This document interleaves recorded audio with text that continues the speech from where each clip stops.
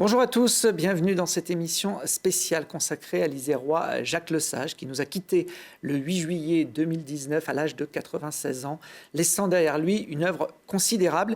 Il avait été notamment le cinéaste des Jeux Olympiques de Grenoble en 1968. Il avait également réalisé le film de la candidature. On dit que ce sont ces images d'enfants rieurs partant au ski depuis le centre-ville qui ont fait basculer le jury en faveur de la capitale des Alpes. J'avais eu le plaisir de recevoir Jacques Lesage à plusieurs reprises depuis la création de Télé Grenoble. Avant de revoir en intégralité ses films les plus marquants, je vous propose de retrouver Jacques Lesage lors de la dernière émission enregistrée le 7 février 2018, ici même sur ce studio. On fêtait alors le 50e anniversaire des Jeux Olympiques de Grenoble.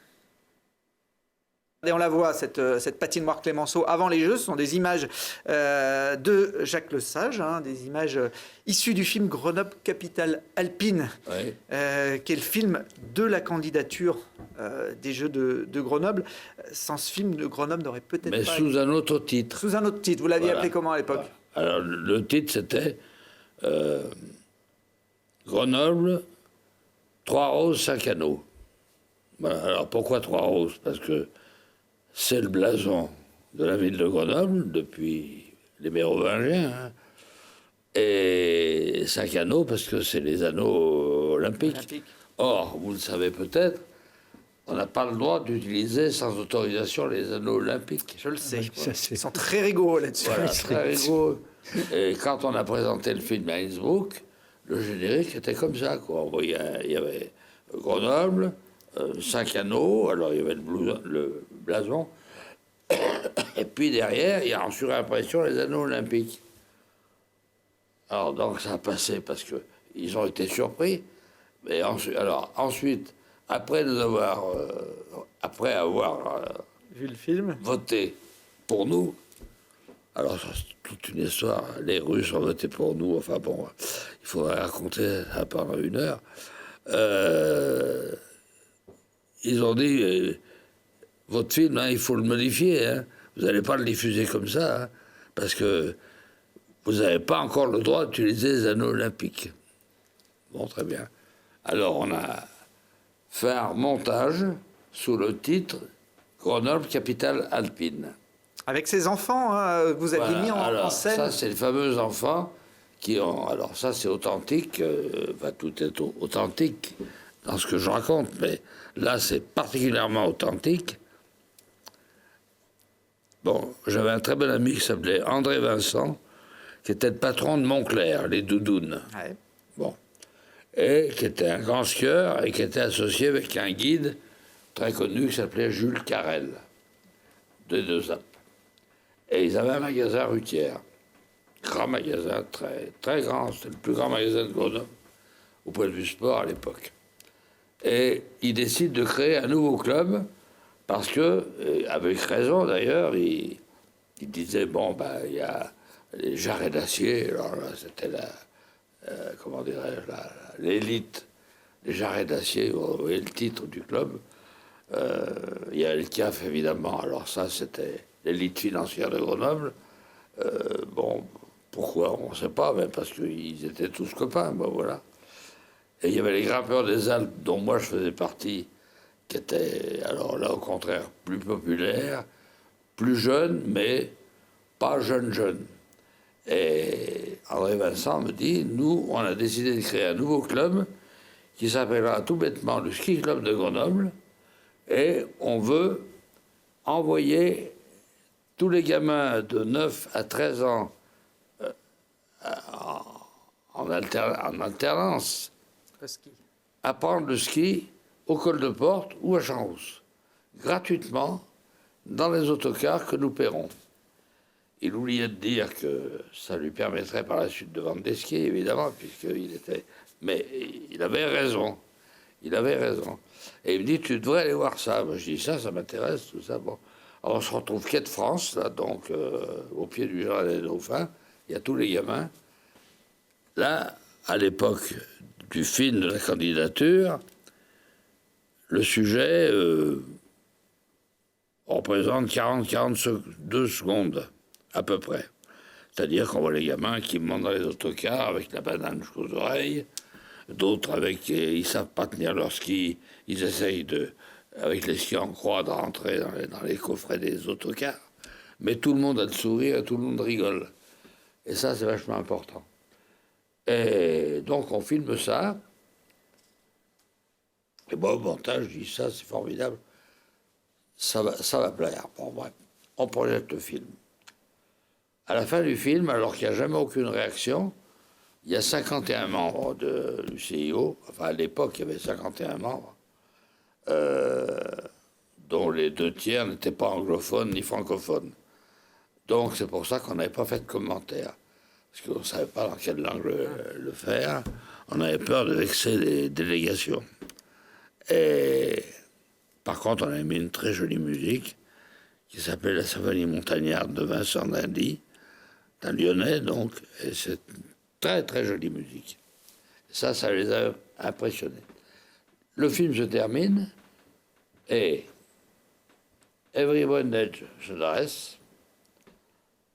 Alors après, on a appris qu'il y a d'abord quelques applaudissements. Pas beaucoup, mais 5-6 applaudissements. Et après, les gens m'ont dit, vous savez, le comte de Beaumont qui représentait la France, a dit, vous savez que c'est exceptionnel. J'ai jamais entendu la commission du CIO applaudir. Bon. Et Evry Brunel se lève et dit en anglais à Michelon, Monsieur le maire, bravo pour les girls et les boys que vous emmenez au ski comme ça. Et moi, je me dis en moi-même, c'est gagné.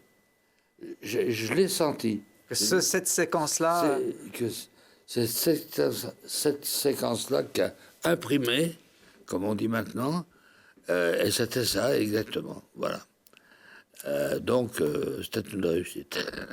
Ce qui vous a permis ensuite d'avoir la mission de filmer l'ensemble des disciplines des Jeux de Grenoble pour réaliser notamment d'avoir la permission, c'est l'obligation. L'obligation de filmer toutes ces... L'obligation, parce que vous ne le savez peut-être pas, mais les villes ce sont les villes qui organisent. Hein. Ah ouais. Ce n'est pas les pays qui prennent la responsabilité. Et donc ça, ce film-là, c'est la mairie de Grenoble qui nous l'a commandé, et c'est pour ça que nous avions le titre de cinéaste officiel. Voilà. Alors, vous étiez partout, et notamment à Champs-Rousse, sur la descente. Il y avait 14 caméras à l'époque pour tout filmer. Hein. Oui, alors, il y avait 14 caméras. Pourquoi ? Moi, de ce film, Les Neiges de Grenoble, j'en suis ce qu'on appelle le producteur exécutif. Bon. Parce que il a fallu allier les gens, comme par exemple Claude Lelouch et François Reichenbach, qui faisaient un film. Ils avaient candidaté pour le film officiel et j'avais convaincu le producteur de Claude à Film 13, qui s'appelait Monsieur De Rocle, et dont le fils est devenu un grand monteur de films d'ailleurs, lui dire, mais bon, Claude Lelouch, il ne se rend pas compte. Il avait le triomphe Un homme, une femme, et Madame Pompidou avait dit à son mari, mais il faut que ce soit lui qui fasse le film de Grenoble. C'est passé comme ça, quoi. Et lui, il n'avait pas envie, parce qu'il se rendait bien compte. Et il voulait faire un film à sa mesure à lui, à sa façon de voir les choses. Et je dis à son producteur, il vaut beaucoup mieux qu'il fasse ce qu'il veut faire. Il sera libre complètement. S'il veut monter quelqu'un en train de tricoter au bord d'une piste de ski pendant que les autres passent à 120 à l'heure, c'est son droit. Au contraire, voilà. Nous, c'est pas ça. Le film officiel, c'est pas ça. C'est les vraies épreuves avec les vrais classements. Voilà. Donc, on s'est un peu battu là-dessus et on a eu gain de cause. Alors, toute cette mémoire vidéo que vous avez accumulée, alors pendant les Jeux, mais même au cours de votre carrière, je parlais tout à l'heure de 300 films, c'est vrai. Vous avez décidé il y a quelques mois de la mettre à disposition du grand public à travers cette plateforme que l'on voit en images. Mario, comment ça fonctionne, cette plateforme de vidéo à la demande ? Alors en fait, ça fait partie de la bibliothèque numérique de Grenoble, qui propose une offre numérique assez importante. Et on a une plateforme de films donc, qui s'appelle Ciné VOD. Et en fait, c'est du streaming. Donc il y a des vidéos. Celle-là, en fait, on a une collection en libre accès qui s'appelle Vue d'ici et qui propose de nombreux films. Il y en a un peu plus de 200 de réalisateurs locaux. Et parmi les réalisateurs locaux, nous avons Jacques Lesage et la collection de films Ciné-Presse. Donc c'est en libre accès et vous pouvez voir directement en ligne. Alors il y a du boulot parce que les films de Jacques, c'était de la pellicule à l'époque. Ah, il a fallu la numériser. Ah oui, forcément. Voilà. Ça, c'était une partie du travail de Marion. Donc on a travaillé avec... Pas de le faire peut-être, mais l'initiative vient de... D'organiser ça. Voilà, c'est ça. En fait, les bobines donc, appartiennent à la ville de Grenoble. Elles sont conservées aux archives départementales. Et on travaille avec la Cinémathèque d'images de montagne de Gap, qui en assure une grosse partie de la numérisation. Les bibliothèques ont numérisé aussi quelques films. C'est intéressant de savoir qu'en France, il y a 3 cinémathèques de montagne. Une à Gap, qui est la plus importante, qui s'appelle d'ailleurs la Cinémathèque de montagne, nationale, sous-entendu nationale. Une qui est à Annecy, qui est la Cinémathèque des pays de Savoie et de l'Ain, département de l'Ain, qui est très bien organisée aussi, hein, c'est comme celle de Gap, et celle de Grenoble, qui était jusqu'à présent très bien organisée, et puis son directeur est décédé, a été remplacé par un autre qui était très sympathique, mais qui ne connaissait pas grand-chose, il faut dire la vérité, et maintenant avec une jeune femme qui s'appelle Madame Peggy, mais son nom de famille... Zegman Le Carme. Alors voilà, répétez ça. Peggy Zegman Le Carme. Voilà. Qui vraiment... D'ailleurs, nous faisons, c'est une information, vous êtes les premiers à la donner, nous faisons une soirée, enfin une fin d'après-midi, 18h, enfin les deux, 18h, 20h, à la salle Juliette Berthaud, vous connaissez, la Cinémathèque, alors c'est vendredi soir et c'est carte blanche à Jacques Lesage. Pas la date en tête. C'est vendredi 9 février, Jacques. Voilà, vendredi 9 février, voilà. Avec justement le film de la candidature, rénové sous le titre Capitale Alpine, et le film Les Neiges de Grenoble, le film officiel. Voilà. Vous serez présent à cette soirée. Je suis présent et je raconte l'histoire. Ils n'ont pas fini avant minuit et demi.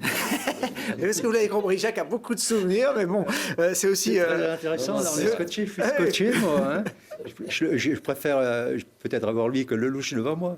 D'ailleurs, j'ai préféré son film que Lelouch. Ah ben, Les Neiges de Grenoble... Moi, je ne suis pas un grand supporter de Lelouch. On remportait les suffrages. Je ne sais pas si on peut le voir, ce film, Les Neiges de Grenoble, sur la plateforme... Les Neiges de Grenoble. Une première partie, on n'a pas encore l'intégralité, mais on a une première partie. Voilà. Il y a beaucoup d'autres films à voir. Voilà, à terme, les 300 films seront numérisés, mais ça prend du temps. Je crois une cinquantaine, c'est ça Pour l'instant, on en a une cinquantaine en ligne. J'en ai une cinquantaine du film de Lelouch, à mettre en ligne bientôt. 13 jours en France. Voilà. C'est un excellent film.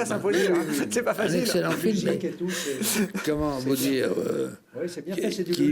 qui joue sur les sentiments des spectateurs plus que sur les sportifs. Ils sont magnifiques, ces films. Hein. Non. Les uns les autres, tout ça, et compagnie. On peut l'aimer, pas l'aimer, mais c'est une bête de cinéma. Moi, il a fait une grande carrière. Lelouch, on ne peut pas lui enlever ça. J'ai travaillé à côté de lui, c'est une bête, quoi.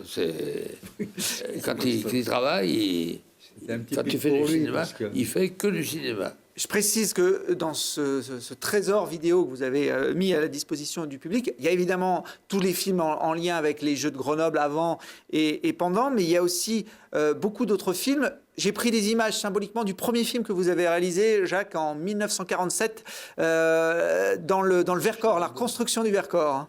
Ouais, la reconstruction du Vercors. Après la guerre. Oui, après la guerre. Le titre exact du film, c'est Vercors, image d'une résurrection. Image au pluriel d'une résurrection. Voilà donc pour la dernière apparition télé de Jacques Lesage, le 7 février 2018 sur le plateau de Télé Grenoble. Ces films dont il parle sont évidemment toujours disponibles en VOD sur le site des bibliothèques de Grenoble. Pour poursuivre cette émission en hommage au parcours du cinéaste, je vous propose de revoir certaines de ses réalisations les plus marquantes. Et on commence par le film de la candidature de Grenoble aux Jeux Olympiques de 1968.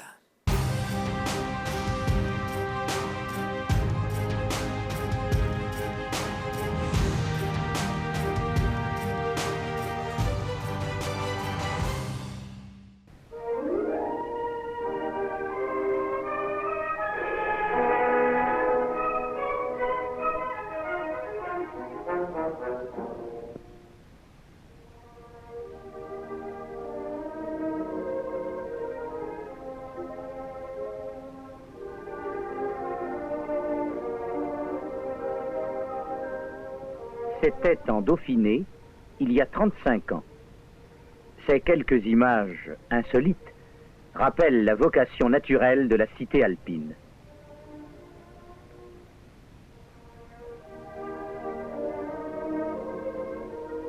À l'époque, Grenoble, déjà dynamique, avait mérité son titre de capitale de la houille blanche.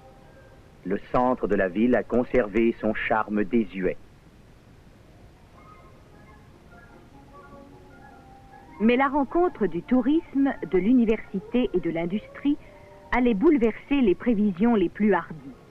Battant tous les records français, sa population augmentera de plus de 50% au cours des 10 dernières années. Au cœur des Alpes, Grenoble est aussi à la porte du monde.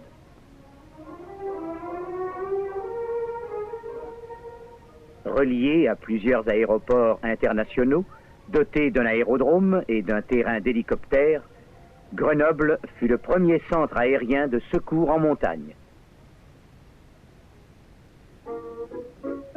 Romaine, puis moyenâgeuse, la ville aujourd'hui a épousé son siècle avec ardeur. Au rythme même de sa croissance, vastes ensembles, hôtels, cités universitaires, surgissent du sol en plein centre de la cité.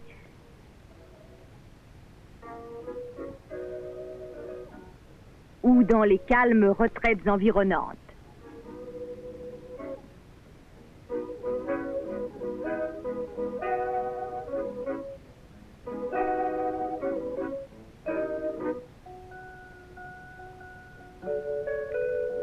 Comme un phare, la tour d'orientation incite à se rassembler autour d'elle. Un vaste parc offre d'innombrables possibilités. Grenoble les a saisies. Chacun des bâtiments existants a la destination précise. Patinoire, ancien palais des sports, hall d'exposition, salle de presse seront bientôt jouxtés par les installations issues des chantiers en cours. Hôtel de ville, palais des sports modernes, hall de télécommunications. Sportifs, les Dauphinois le sont.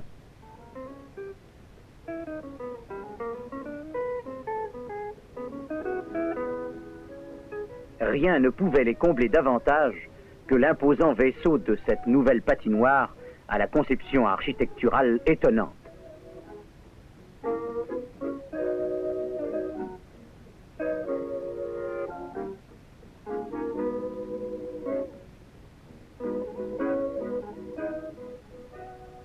Il n'en fallait pas plus pour susciter l'enthousiasme d'une jeunesse exubérante.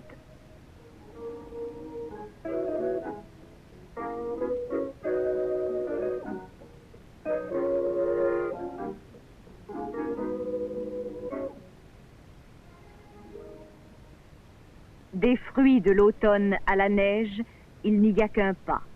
La cité, ça et là, recueille quelques parcelles de la grande poésie hivernale. En un camailleux complice, la ville et ses montagnes vont communier plus intimement. Loin de ralentir l'activité, la froidure retrempe Grenoble, lui donne du mordant.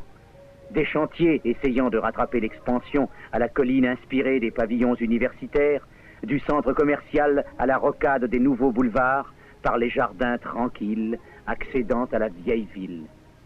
Le palais Delphinal, protégé par un personnage au nom sonnant clair, Bayard, le héros régional.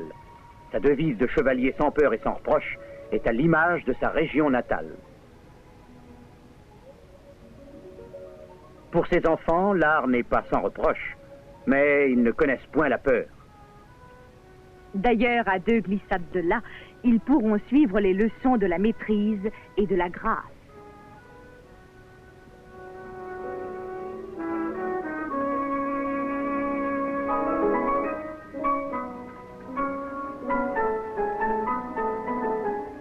Osmose avec la neige. Au crépuscule, chaque rue, chaque avenue sont autant de bras tendus vers la montagne, et les toits servent de chevalet aux plus prestigieux tableaux. Une à une, happées par l'enfer ardent, les cimes vont disparaître. Vestale de la nuit, la houille blanche, encore, ruisselle et garde intacte la flamme des énergies.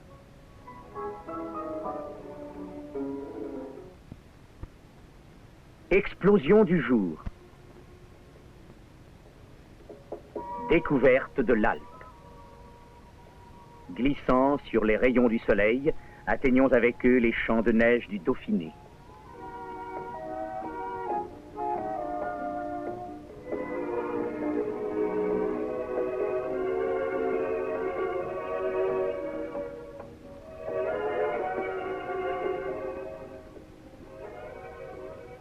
L'espoir se lève tôt. Il est fils de la liberté et de la joie.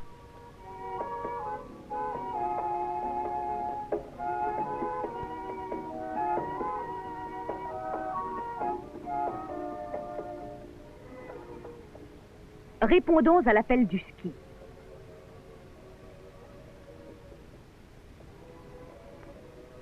Par des routes parfaitement entretenues, il ne faut pas une demi-heure pour atteindre les aménagements sportifs.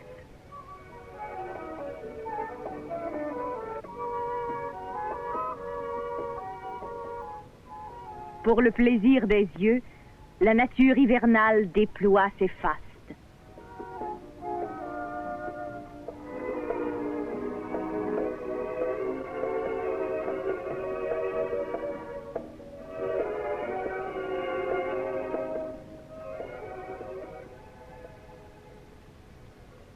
Au miroir des neiges, Grenoble peut contempler son reflet.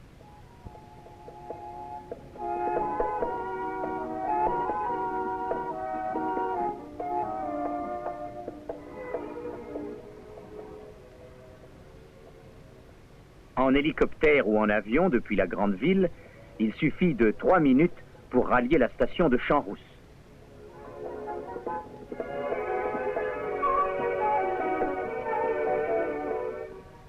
Toujours bien dégagés, les vastes parkings permettent de garer à l'aise plusieurs milliers de voitures.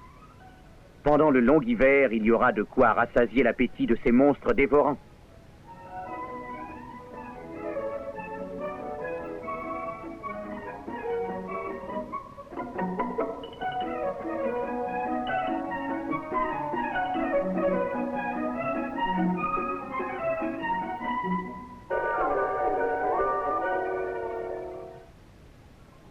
Animée comme une capitale. Oui, c'est bien en effet d'une capitale qu'il s'agit, celle de la fraternité sportive.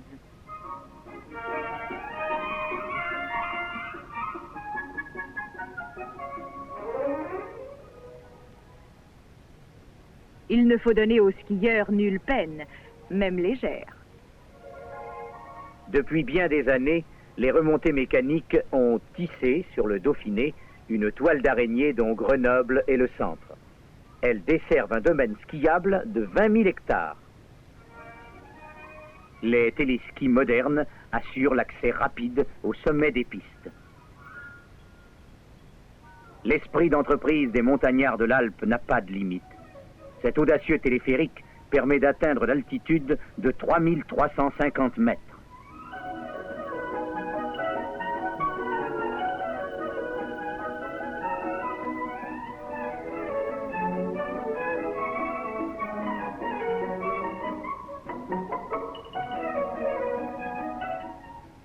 Pour le skieur, 1490 mètres de dénivellation. Qui dit mieux?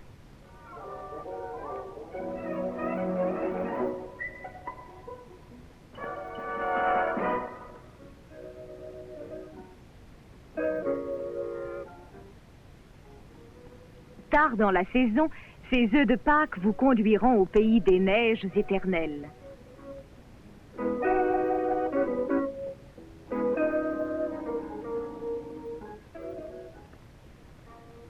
Les vrais sportifs partent tôt et à pied pour être à l'heure et en forme au rassemblement de l'école de ski. Il est des écoles pour tous les âges et ces enfants ont su faire de la neige la complice de leurs études et de leurs jeux. À Grenoble, centre universitaire international, les associations d'étudiants multiplient les sessions et les camps où les jeunes de tout pays, unis par le même idéal du sport, apprennent à livre ouvert la fraternité.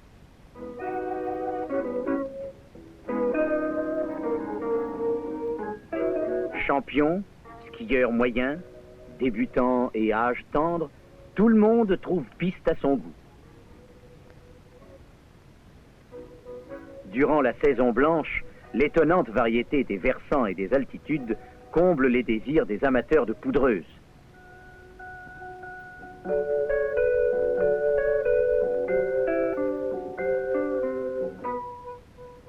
Depuis 1907, l'esprit d'émulation souffle sur les montagnes de Dauphiné. Chaque année s'y déroulent de nombreuses compétitions internationales.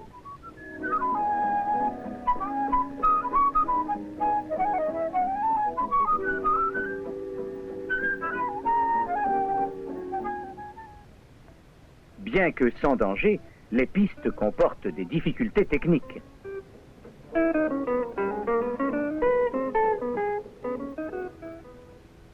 Cette benne va nous conduire en 8 minutes au départ des pistes de Champs-Rousse. De la gare supérieure, à 2250 mètres, nous contemplons le magnifique panorama des préalpes de Chartreuse. Baissant les yeux, nous découvrons les 850 mètres de dénivellation de la piste de descente. Le grand couloir, les grandes bosses, le col de la Balme, le Goulet, la traversée, le croissant et l'arrivée.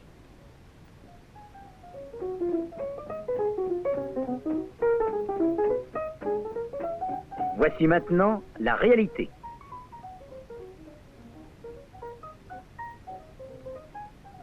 Un départ facile, bien dégagé, laisse aux concurrents toute initiative pour aborder le grand couloir, première difficulté majeure de la descente.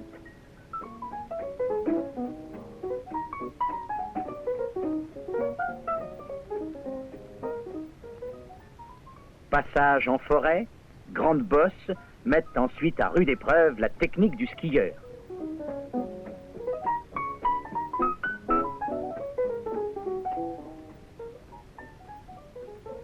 Il faut négocier un large virage à droite avant d'aborder le Goulet, passage clé de la piste, qui ouvre le chousse d'arrivée.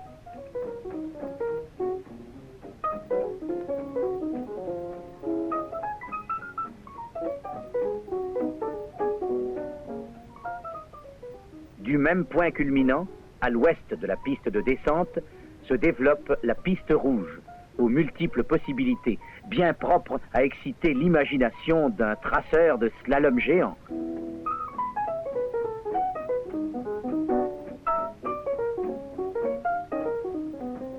À la station même, un stade naturel de slalom offre aux spectateurs l'agrément de places de choix. Au pied du stade, tout a été prévu pour le parking.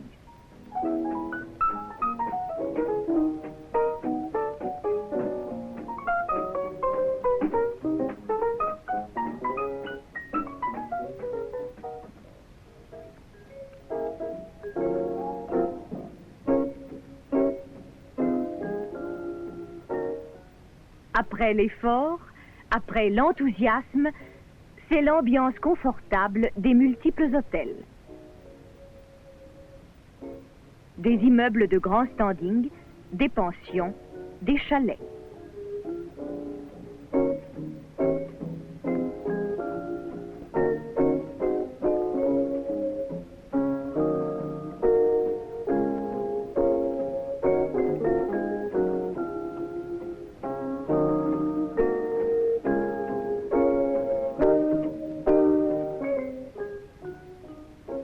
Naturelle ou artificielle, la glace de nombreuses et agréables patinoires fournit une aimable détente.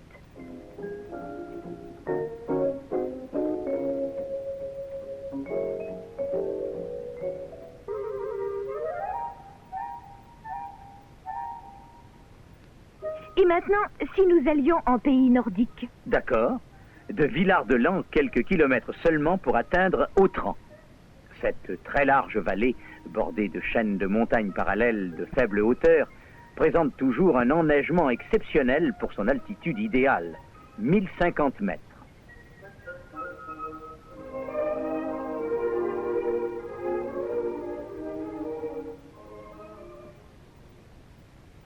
Petite station bien équipée, mais sans luxe ni mondanité, Autran est resté un vrai village typique du Vercors. Un air d'une pureté remarquable, un relief bien particulier ont favorisé la vocation d'Autran pour l'organisation d'épreuves de discipline nordique.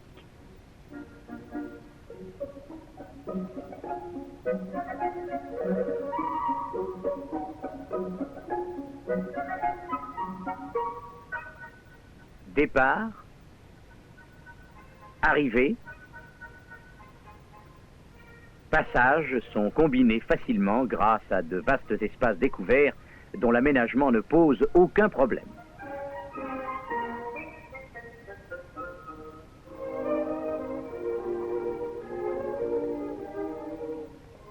À travers plaine et bois, les spécialistes de la course de fond trouvent un champ de bataille à la mesure de leurs appétits variés.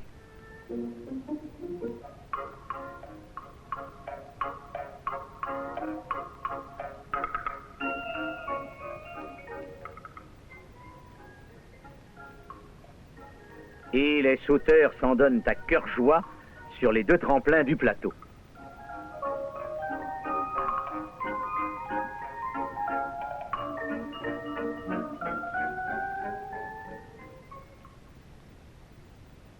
Jean, tu connais cette plaquette là, éditée par Grenoble pour Oui, c'est vraiment une belle plaquette qui reproduit fidèlement les possibilités des alentours de Grenoble en hiver. Tu connais bien Grenoble, sa région? Ah oui, je me suis trouvé étudiant pendant 2 ans à Grenoble et je faisais surtout du ski d'ailleurs. Ce qui est la descente, qu'est-ce que tu en penses? Je trouve que vraiment par rapport aux grandes courses classique, actuelle, c'est une piste qui répond parfaitement aux besoins, tant au point de vue difficulté technique générale qu'au point de vue même de la sécurité qui est nécessitée par les vitesses importantes des compétitions à l'heure actuelle. Et pour le slalom? C'est excellent, c'est très large.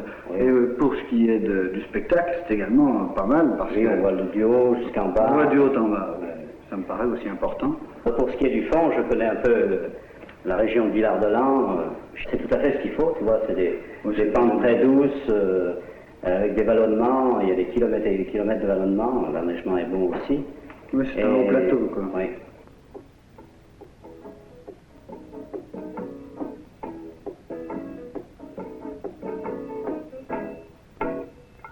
Des cimes de 3500 mètres jusqu'au fond des douces vallées, Grenoble, capitale alpine, vous attend. Le film que vous venez de voir fut projeté le 23 janvier 1964 à Innsbruck devant le Comité international olympique. On poursuit cet hommage à Jacques Lesage avec le film Vaincre à Grenoble qui fut tourné quelques mois avant l'ouverture des JO de 1968. On découvre les mutations de la future ville olympique et de ses massifs à travers les pérégrinations d'un drôle de visiteur suédois.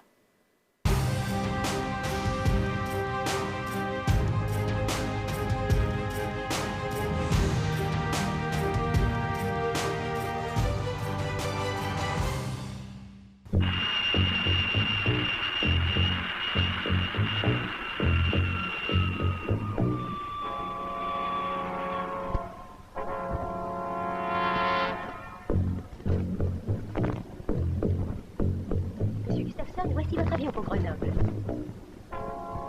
Je vous accompagne.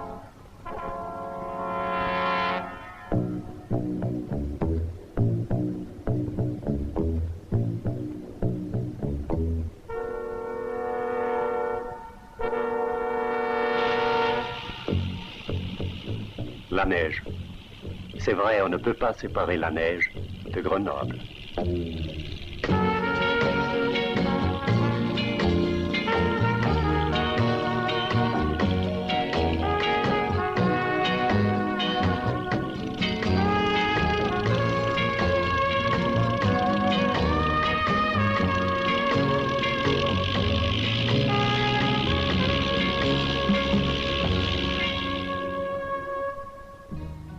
Ce vieux Grenoble, j'y ai passé quelques bonnes années.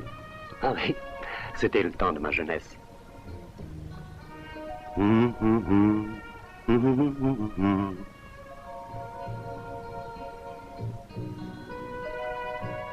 Tiens, voici les jeunes des écoles qui partent au ski. C'est le ski du jeudi.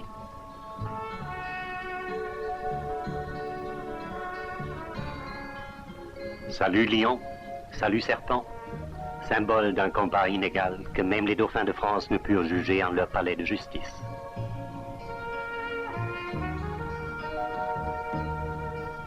Sans peur et sans reproche, Paillard veille toujours. Ici, nous avions pris un bain. Quelle drôle d'idée. À Stockholm, on m'avait dit, vous verrez la colline inspirée.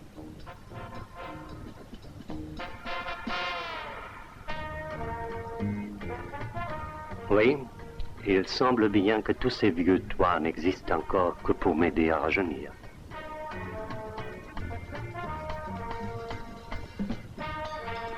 Car Grenoble 1968, c'est une autre ville.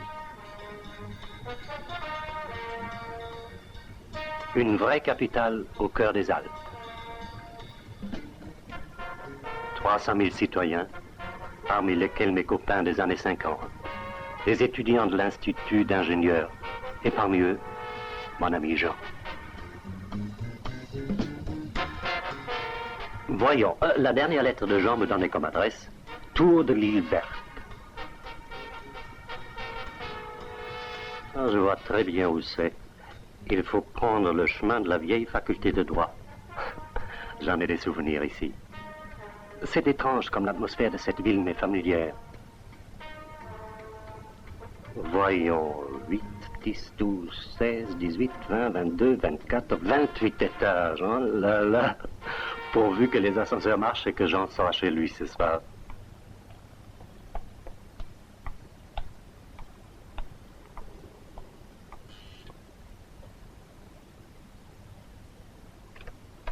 Bonjour, monsieur? mademoiselle. Mademoiselle, je voudrais voir monsieur Jean Bernaud. Mais oui, monsieur, entrez. Alors, Sven! Ah, quelle bonne surprise! Ah, dis donc, ça fait 15 ans qu'on ne s'est vu, hein? Eh ben, dis bonjour, c'est Sven, voyons! Excusez-moi, madame. de vous connaître. Ainsi, tu veux que je te parle des Jeux Olympiques, bien sûr. Eh bien, c'est un grand honneur qui échoit à notre ville, et nous avons tout mis en œuvre pour que ces Jeux d'hiver soient une réussite.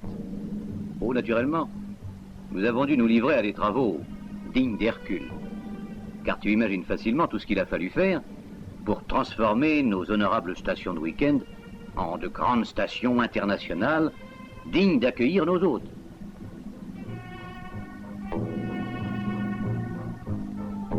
Le premier hiver ne freina pas notre ardeur. Mais il faut dire que nous avons été puissamment aidés par des moyens dont Hercule ne soupçonnait pas l'existence. Nous avons particulièrement soigné les pistes de Champs-Rousse, afin de leur donner le profil idéal qu'exigent les grandes compétitions. Nous n'ignorons pas que des milliers d'automobilistes se rendront à Grenoble, et nous savons combien il est désagréable d'être victime des embarras de circulation. Alors, à l'intention de tous ceux qui nous font l'amitié de venir, nous avons tracé de nouvelles voies qui assureront le moment venu un trafic facile, car nous tenons beaucoup à ce que nos visiteurs conservent le meilleur souvenir de Grenoble et des Alpes françaises. Mais si tu veux, voyons maintenant ce qui a été fait pour les Jeux proprement dit. Tiens, à Grenoble même est installé l'anneau de vitesse pour les patineurs, une piste de 400 mètres. Oh, il est dommage, Sven, que tu ne sois pas venu 8 jours plus tôt. Tu aurais pu voir à l'œuvre quelques-uns des meilleurs spécialistes du monde, soviétiques, finlandais, américains, coréens, allemands, chinois, tous venus reconnaître l'anneau qui sera le théâtre de leurs exploits en février 1968.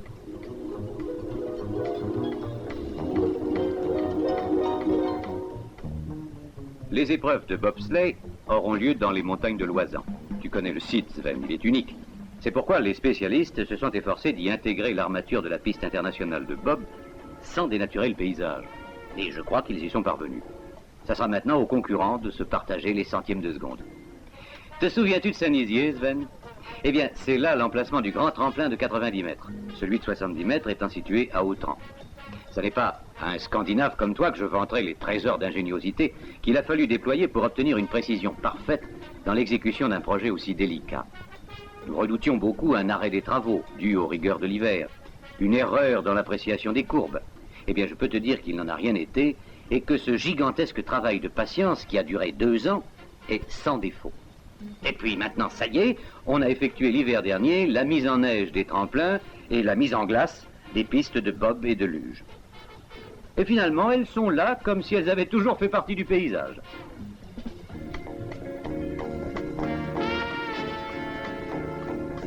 Tu sais, Sven, ces Jeux Olympiques sont un bienfait pour notre Grenoble.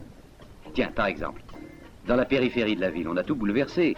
L'aérodrome va céder la place au village olympique qui abritera les athlètes et leurs accompagnateurs. 12 000 personnes pourront y être accueillies. Les logements seront naturellement conformes aux normes sportives. Et cette cité, qui sera pendant 1 mois la Babel du sport, restera après les Jeux pour devenir le cœur d'un nouveau Grenoble, une ville satellite de 60 000 habitants. Bon, assez pour ce soir. Demain, je t'emmène à Saint-Nizier.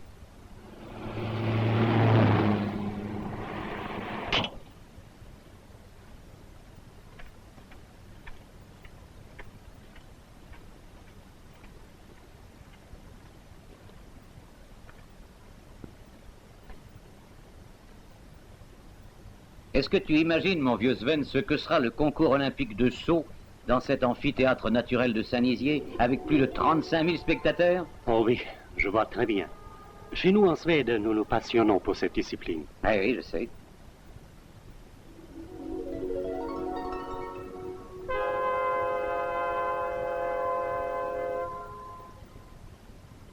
J'ai beaucoup d'admiration pour ces garçons qui s'envolent ainsi pour des bonds de plus de 80 mètres.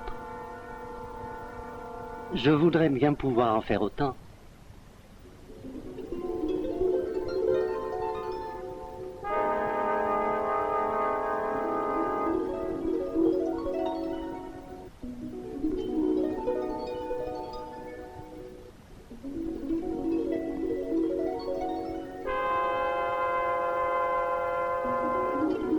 Tiens, voilà Vircola.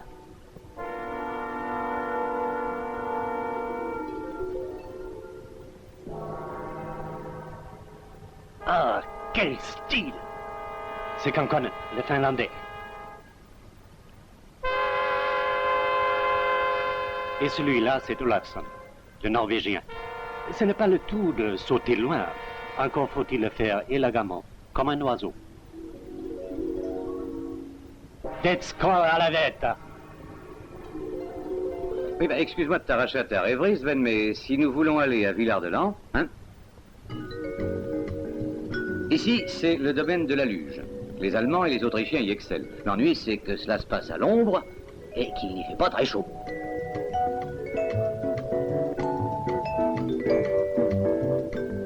Quelle est la longueur de la piste? 1000 mètres, je crois. Bah, c'est la longueur réglementaire des pistes internationales.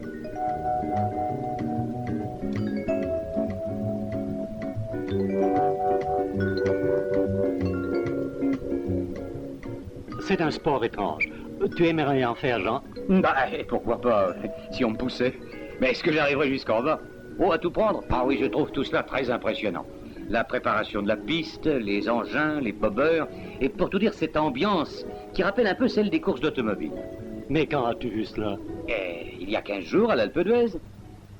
L'entraînement avait lieu très tôt le matin. La température était peu favorable. Mais c'était vraiment quelque chose de fantastique.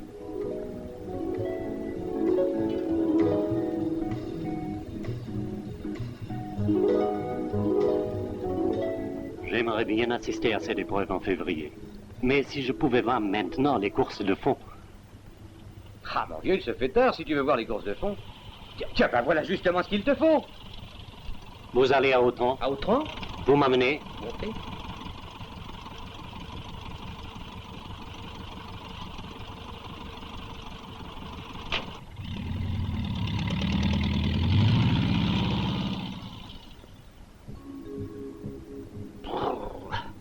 C'est tout à fait comme à Volodalen. Je me demande pourquoi je n'ai pas amené mes skis.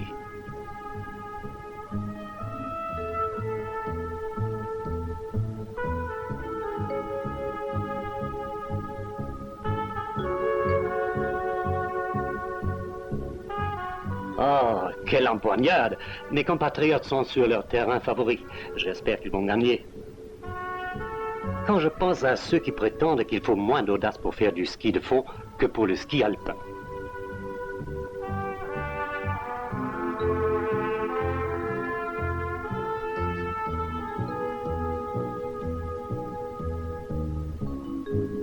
Ça y est, c'est le 40. Le 40 qui gagne. Le Suédois est premier. Formidable!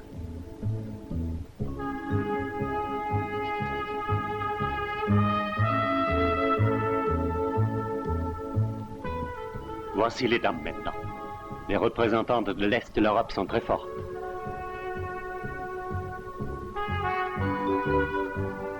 C'est Bulgare, quelle femme! Mais la Suédoise a bien mérité de la couronne. Det har hon verkligen gjort. Wunderbar.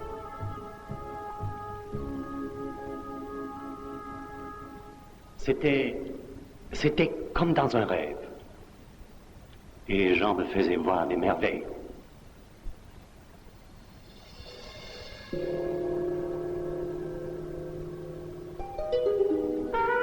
Et maintenant, laisse-moi te montrer autre chose. En quelque sorte, le véritable monument de ces Jeux. L'édifice qui, pour les générations à venir, témoignera. Le stade de glace.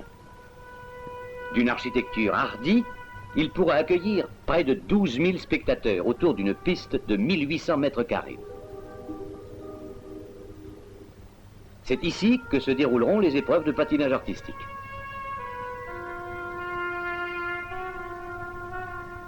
Et vois-tu, les Grenoblois lui ont déjà trouvé un nom. Le Temple de la Grâce. Et moi, je trouve qu'il convient parfaitement.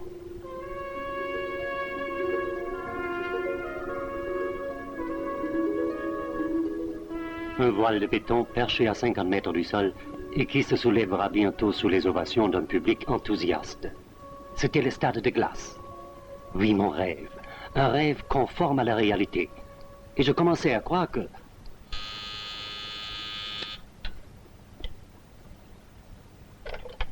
Alors, Basvilné? Ah, c'est toi, Jean. Comment vas-tu? Quoi, Chambros? Ya, j'arrive tout de suite.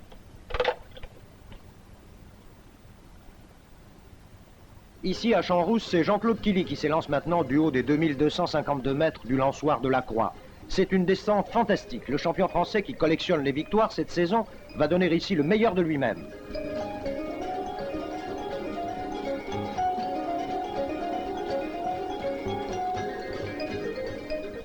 Comment Killy peut-il soutenir un tel rythme tout au long de cette descente de Casse-Rousse, théâtre de la future confrontation olympique? Oh, un instant d'émotion, mais le vainqueur du Lauberhorn et du Hahnenkamm est irrésistible. Il va réaliser le temps sensationnel de 2 minutes 6 secondes 15 centièmes. C'est Léo Lacroix qui prend à son tour le départ. Que va faire le courageux Jurassien aujourd'hui? On peut se demander si Léo est vraiment au mieux de sa forme. Et voici Guy Périlla, un athlète mûri par 10 années de compétition. Guy va-t-il renouer avec la victoire en descente au cours de ces semaines internationales de Grenoble?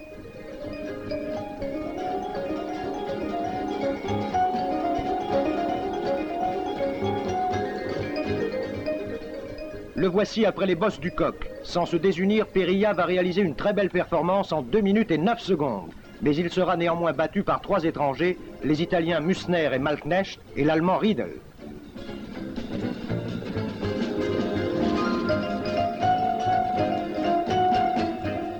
Très technique, la piste de casse-rousse vient ainsi de prouver que son profil est bien apte à créer des différences sensibles.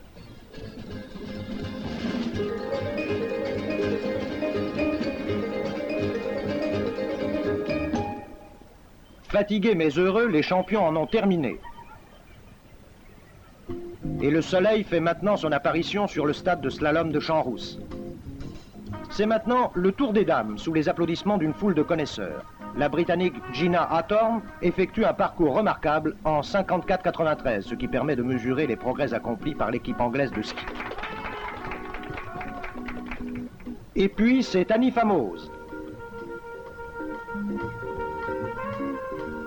La petite Pyrénéenne, comme à son habitude, jette toute sa fougue dans la bataille. Elle réalise le temps extraordinaire de 51,90 dans cette deuxième manche.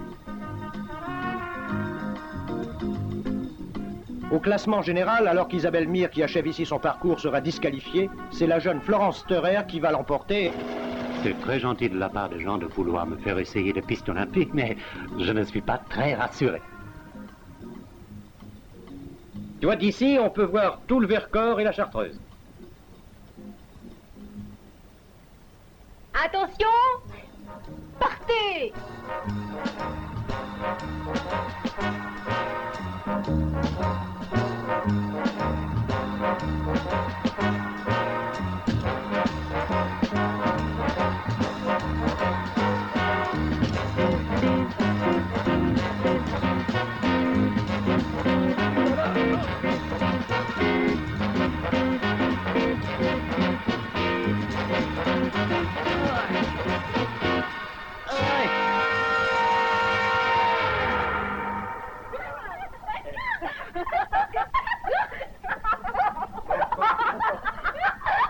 Salut, jeunes amis. Salut aussi, toi là-haut. Dis donc, Sven, n'oublie pas notre rendez-vous en février 1968.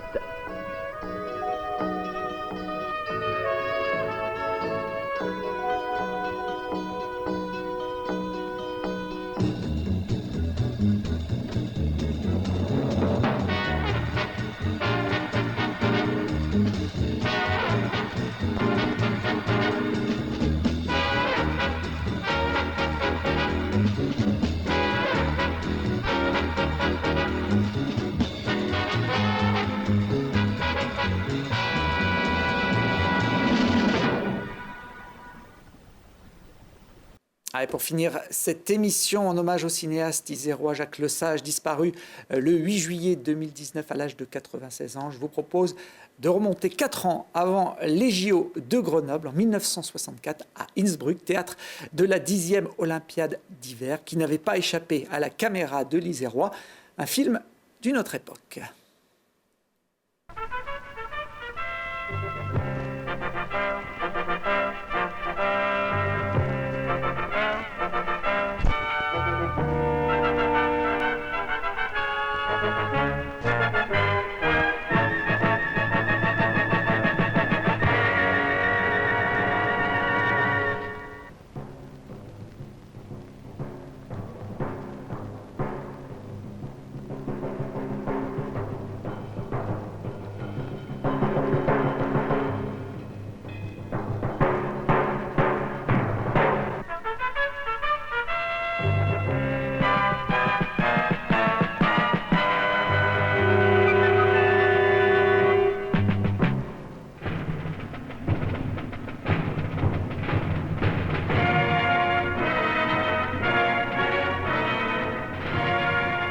À ce nouveau rendez-vous fixé par feu Monsieur de Coubertin, la foule se presse, malgré tout, malgré le service d'ordre.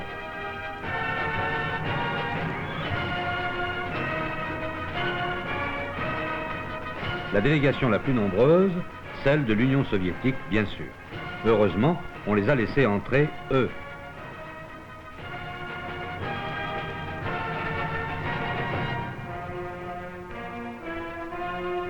Dans l'arène du tremplin d'Innsbruck, les 12e Jeux Olympiques d'hiver vont naître avec, au pied du berceau, les Japonaises, accourues de leur lointaine Sapporo, théâtre des Jeux précédents.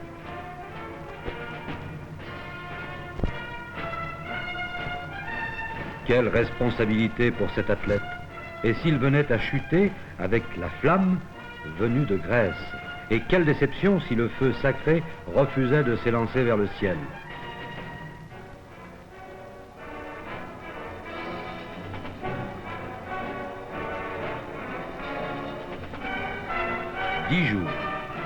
Dix jours durant lesquels les ondes du ski vont faire le tour du globe, se reflèteront sur les satellites, atteindront tous les coins de la Terre, même ceux où la neige reste inconnue. Des lucarnes, ouvertes toutes grandes sur l'audace pour des dizaines de millions de regards. Imaginons les réactions. Le ski, sport presque national pour certains pays, mais aussi incompréhensible passion vue des rivages du Pacifique ou de ceux du Bosphore. Le ski, un jeu olympique, pourtant, depuis plus de 50 ans, et auquel plus de 200 de ces athlètes, hommes et femmes, vont participer, vont jouer. Un jeu dans lequel aucune erreur n'est permise, aucun clin d'œil, aucun sourire. Le centième de seconde en est le juge implacable.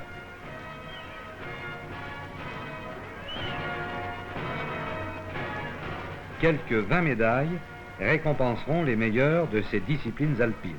Mais seuls 6 noms resteront parés du titre prestigieux champion olympique de ski alpin.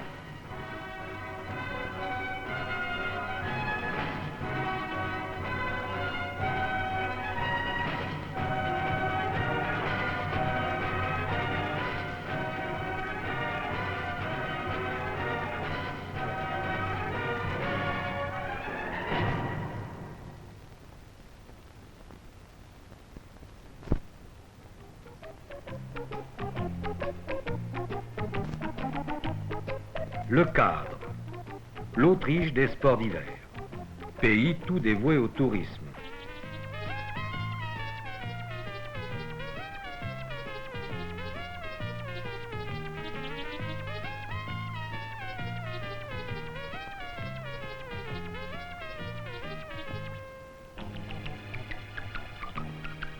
Quoi d'étonnant à ce que l'étranger s'y sente bien.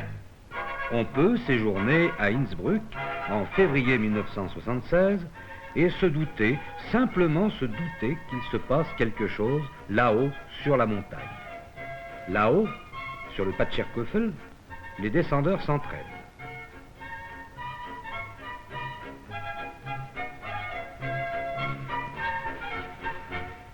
L'ambiance est encore assez décontractée. Pourtant, les 3 kilomètres de cette descente olympique ne vont pas sans poser quelques problèmes, aux champions comme aux participants moins titrés, mais sans doute pas pour les mêmes raisons. Les meilleurs, Roux, Reid, Russie, Mill, Hunter, Planck, sont en inventaire. Ils resteront hermétiques jusqu'au départ.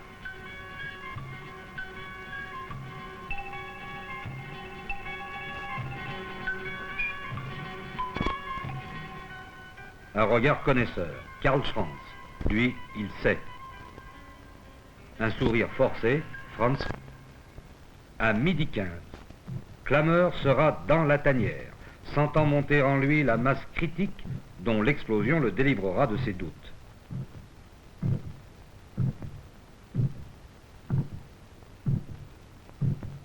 Douze minutes avant, son plus dangereux adversaire, Russie, aura joué son unique carte.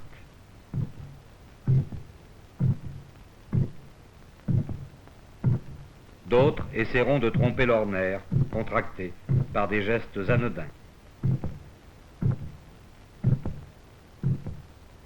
Un Français, le Français, Patrice Pélafinet, chevalier d'une croisade sans espoir, il s'élancera ainsi sans complexe. Midi 1, Berthaud, Suisse, premier de ces hommes qui vont se détacher comme des fruits trop mûrs.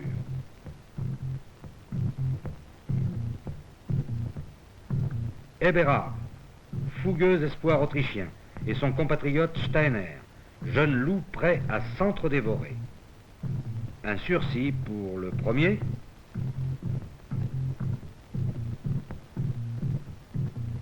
Un jugement sans appel pour le second.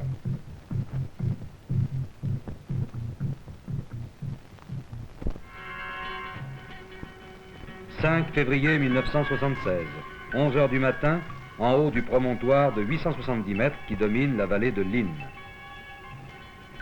Dans 1 heure, 1 minute, ce dossard s'élancera. Sa trajectoire devra durer moins de 2 minutes pour prétendre à un classement honorable. Quelle que soit leur valeur, leur âge, leur nationalité, les descendeurs se fondent, se confondent, mêlant dans un même creuset l'angoisse à la détermination. La chasse à l'autographe est fermée.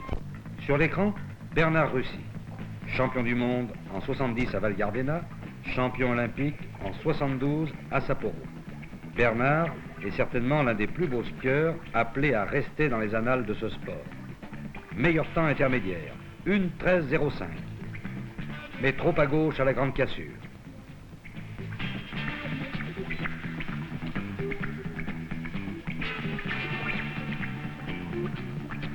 S'il réussit, il sera le premier double champion olympique en décembre.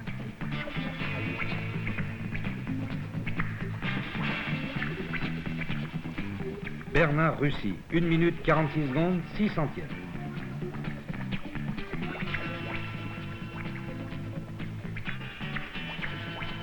Numéro 10, le Canadien Ken Reid.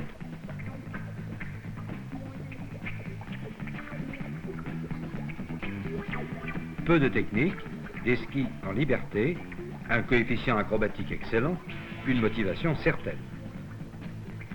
1 minute 46 secondes 83 centièmes. Numéro 15, Franz Klammer. Il connaît maintenant les temps de ses adversaires. Il sait exactement ce qu'il doit faire pour grignoter des centièmes. Un seul suffirait pour être le premier.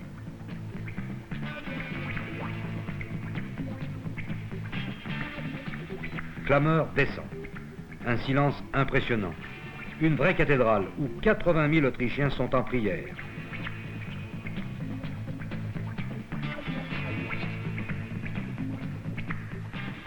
Klammer est vraiment un très grand. Sa technique est sans reproche. 1 minute 45 secondes 73 centièmes. Vainqueur par 33 centièmes. Cela paraît bien peu, c'est énorme. Klammer a su être impérial.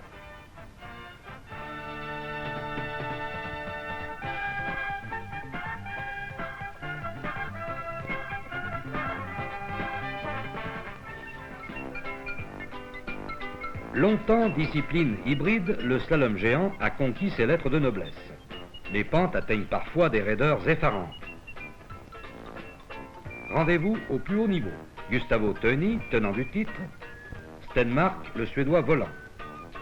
Le Suisse Pargazzi et son mini-compatriote Heini Emmi, qui semble soucieux, tandis que Good pense que tout va bien. Fausto Radici, un Italien qui surprend souvent. Le Canadien Hunter, les Américains Greg Jones et Philip Marr et l'espoir français Alain Navillo. Disputé en 2 manches, le géant olympique va permettre d'intéressantes comparaisons sur cette pente très glacée. Gustavo Töni, égal à lui-même. Souplesse, finesse des prises de quart, il effectuera le meilleur temps de la manche. Ingemar Stenmark, plus fougueux, mais visiblement desservi par son matériel.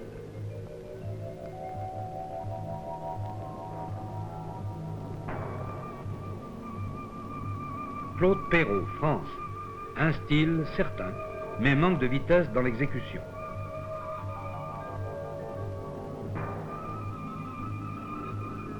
Philippe Barroso, l'un des jeunes de l'équipe de France, et son camarade Navillo, 11e temps de cette manche. La maturité n'est plus très loin. Hans Interser, l'idole de Kitzbühel.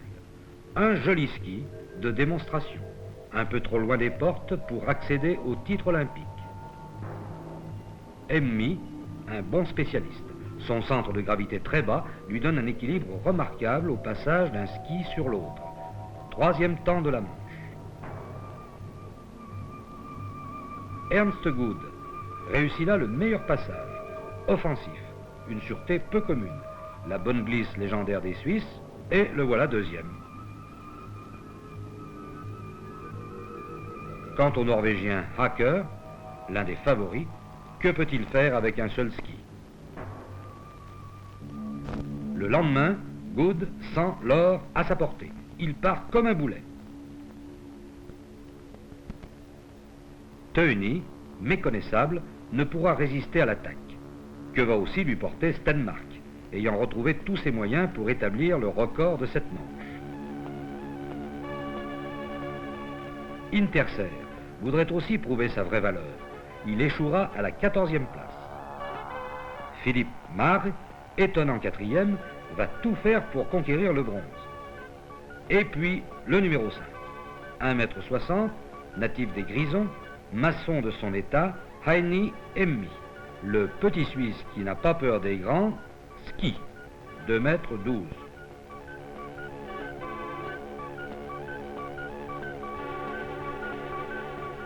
Le slalom géant, c'est bien cette navigation à grande vitesse, ce rythme qu'aucun coup de frein ne doit rompre, une course qui illustre parfaitement ce qu'est la joie du ski.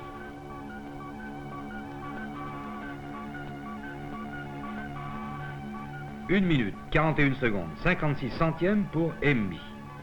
C'est dans cette dernière partie du tracé que le Suisse a repris près d'une seconde à tout le monde. Et surtout à Stenmark, qui bien vite a fait ses comptes.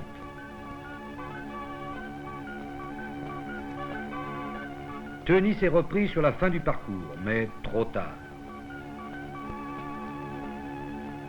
L'aventure de Navillot. Bien en course pour une place dans les 10 premiers, cette spectaculaire arrivée lui coûtera plus d'une seconde.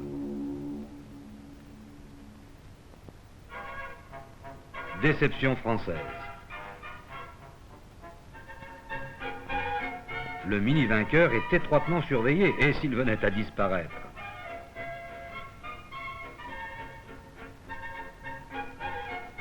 Mais non, Emmi l'or et Good l'argent, 2 médailles, 2 porte-drapeaux pour un petit pays où se rejoignent ces 2 passions, le ski et les métaux précieux.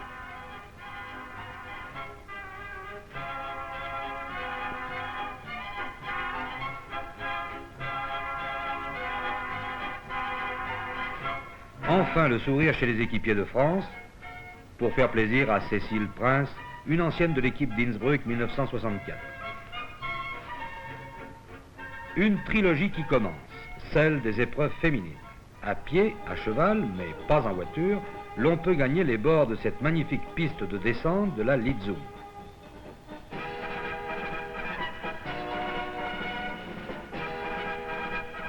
« 700 mètres plus haut, les caractères se dessinent. Lauri Kreiner, l'exubérance canadienne. Bernadette Zurbriggen, la réserve suisse.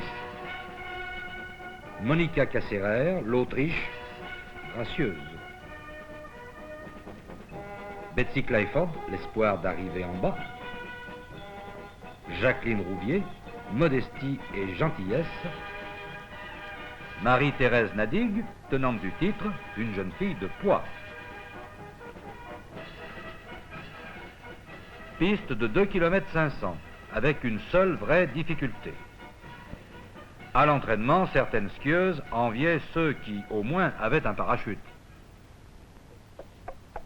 Mais Brigitte Tötznig, la favorite autrichienne, boit l'obstacle et réussit le temps de 1,46,68, tandis que Cindy Nelson, l'américaine, réalise 1,47,50.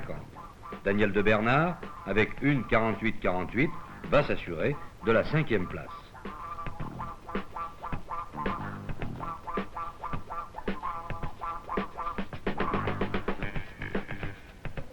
Jacqueline Rouvier à 10 centièmes de Daniel. C'est un bon tir groupé pour les Françaises, mais trop long pour atteindre le podium. Ces roses sont-elles un présage? Départ fulgurant pour Rosie Mittermeier, la doyenne des compétitrices. Depuis 1966, Rosie écume toutes les grandes courses. Pas un championnat du monde, pas de Jeux olympiques sans l'inaltérable sourire de la meilleure skieuse allemande. Toujours placée, mais jamais de titre. Eh bien, aujourd'hui, Rosie Mittermeier a décidé que cela suffisait. Aucune faute durant cette course. Des virages négociés à la perfection, une athlète faisant véritablement corps avec ses skis, meilleur temps intermédiaire, Rosie fonce vers les 40 000 spectateurs qui entourent l'arrivée. 1 minute, 46 secondes, 16 centièmes. Rosie est championne olympique. Magnifique récompense pour cette jeune femme qui depuis si longtemps anime la haute compétition. Teuchnig, médaille d'argent, sait quand même sourire. De Bernard aurait bien voulu. Bravo Rosie.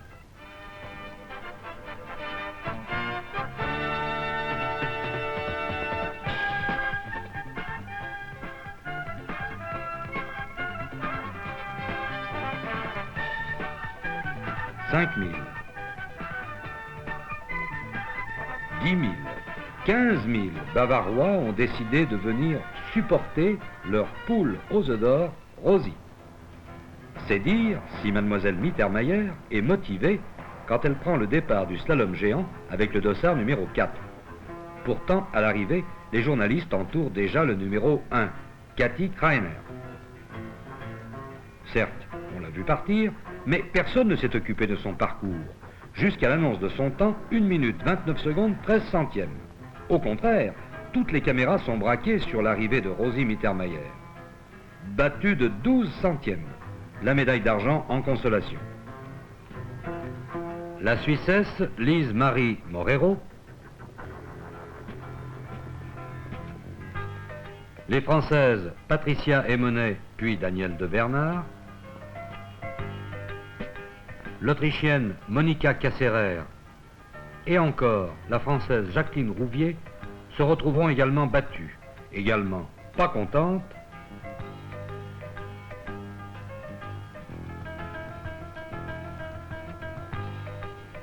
avec la triste certitude de ne pouvoir faire mieux dans 4 ans.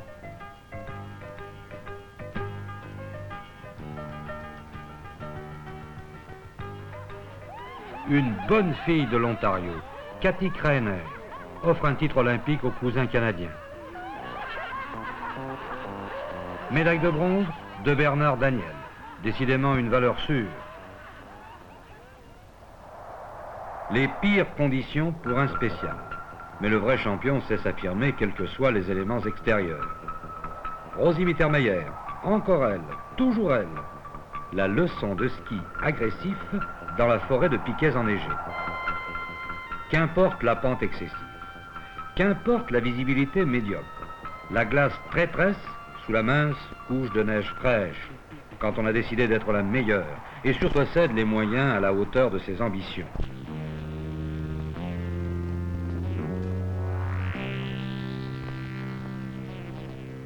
À mi-parcours, cette bosse permet d'apprécier les efforts des concurrents pour trouver la bonne ligne. Il est fini le temps où, afin d'étudier le passage, le coureur s'arrêtait avant ou après chaque difficulté. Aujourd'hui, le skieur de haute compétition enchaîne sa descente, du haut en bas, cherchant avant tout la continuité dans l'effort et l'accroissement de sa vitesse à chaque entraînement.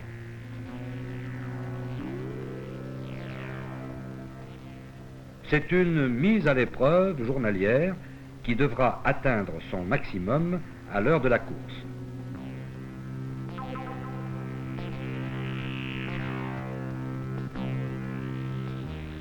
Les fautes, pardonnées, ne devront pas se répéter.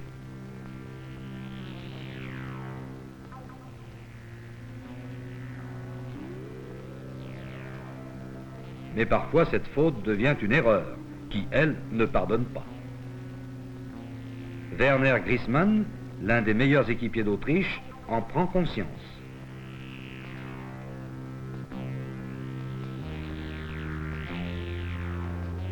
L'entraîneur, Tony Seiler, ne pourra plus compter sur lui.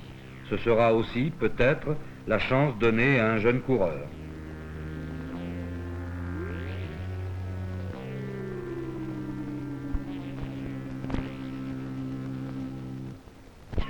Francisco Ochoa, tenant du titre depuis Sapporo. Il préférerait sans doute le soleil de Sierra Nevada. Les Français. Roland Roche tire habilement son ski de tous les pièges tendus. Il finira 15e. Bonnevie joue le tout pour le tout.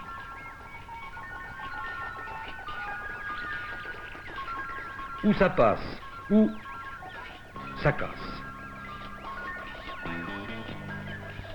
Deuxième, derrière Willy Frommel, Teuny entame la deuxième manche avec seulement 28 centièmes d'avance sur son coéquipier et grand rival, Piero Gross.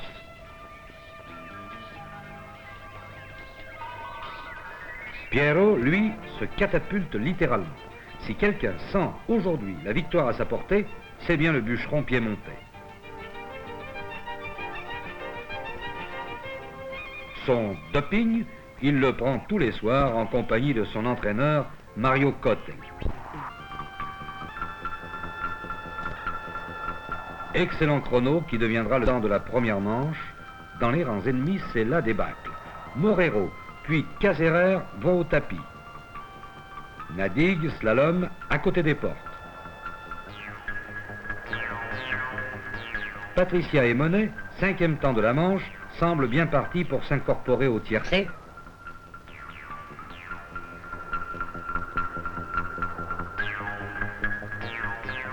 Mais la deuxième manche lui sera fatale.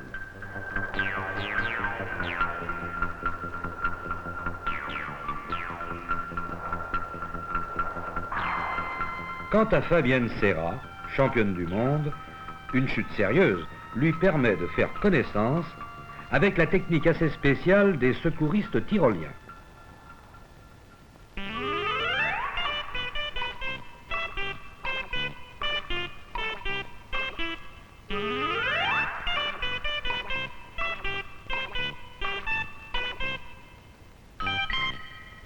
Une note burlesque qui a le mérite de faire oublier certains échecs.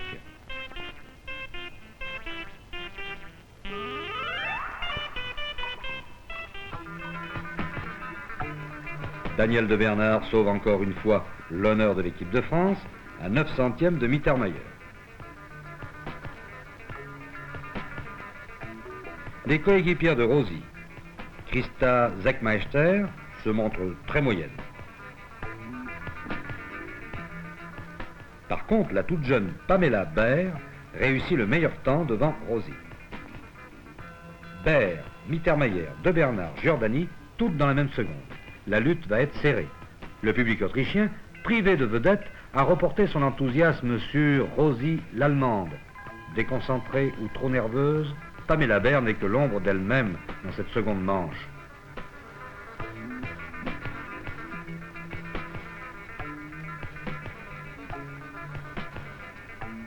Ce qui autorise Annie Wenzel du Liechtenstein à lui souffler la médaille de bronze. Mittermeier au départ. À cet instant, prend naissance l'un des plus beaux moments du ski de tous les temps.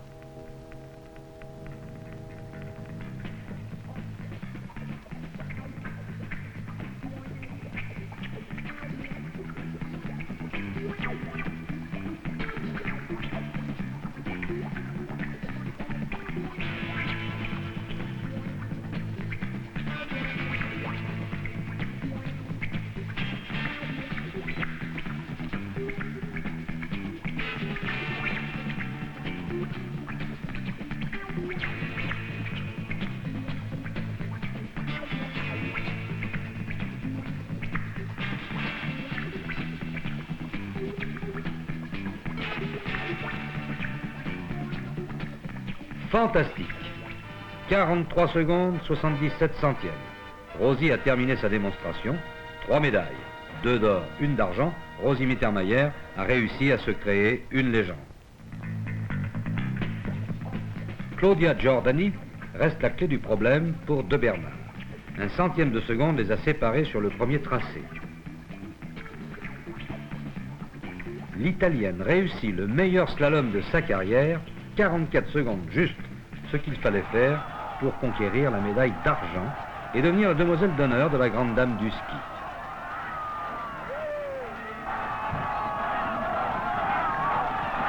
Rosy, un doux prénom, plein de sympathie, d'amitié. Rosie, désormais synonyme de volonté de vaincre. Une consolation, victoire française pour les skis.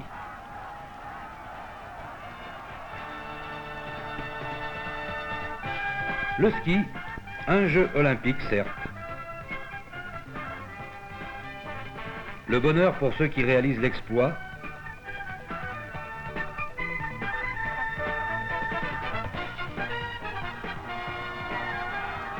Mais aussi pour ceux qui en sont les témoins.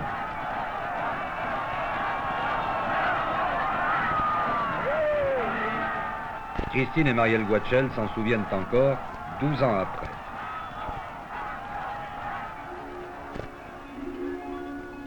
Cette neige qui n'en finit pas de tomber, comme si elle voulait prouver que sans elle, les slalomeurs aujourd'hui s'en passeraient bien.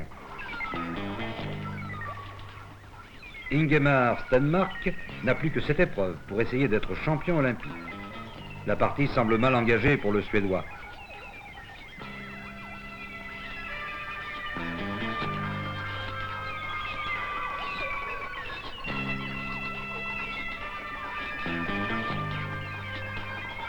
Pour lui, la 33e porte donne sur le vide.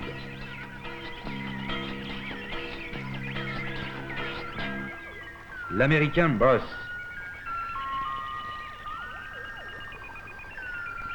Après une démonstration de ski d'avant-garde, il subira également un chaos technique.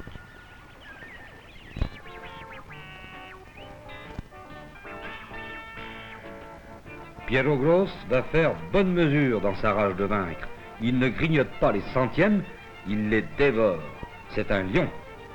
72 centièmes en moins sur l'addition. Enfin, il est sorti de l'ombre du grand Tony. Il se hisse ainsi à la hauteur des grands du ski.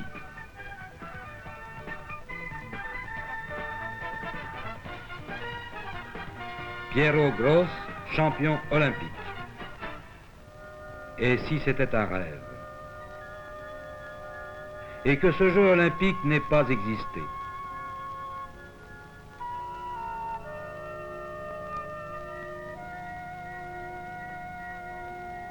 Que jamais Flamme Ardente ne soit née en Olympie.